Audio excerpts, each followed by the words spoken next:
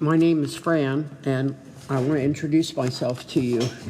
I am really excited at the age of 77 years old to try and develop a sports and travel corner called Franny Sports and Travel Corner.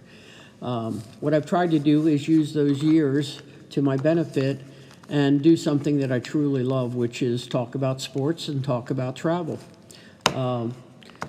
When I was a youngster, I grew up and taught myself how to throw by being in an alley where I could throw against the side wall. I would play all kinds of games with myself in my head. I'd throw the ball, and if I happened to miss it, I'd chase it, and then I would say, oh, she got the throw in from the outfield, and she took it, she threw it home, and when I caught it then, the person was out. So I think you have to do that when you're a kid and put yourself in every situation that you can imagine, and then all of a sudden you become a much better player so that whatever situation you find yourself in, you end up being successful at it. So I think that's really important.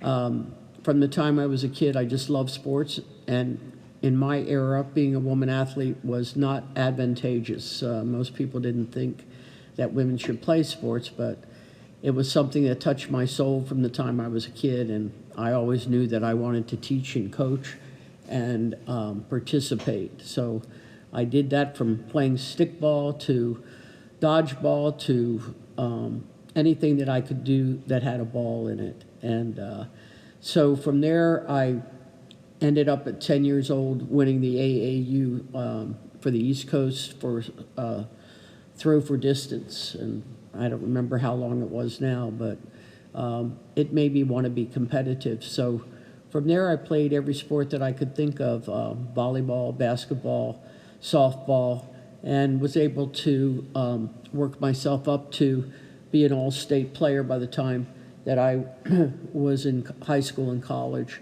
So that was probably one of my biggest rewards, was just this little plaque that said all-state from the state of Maryland.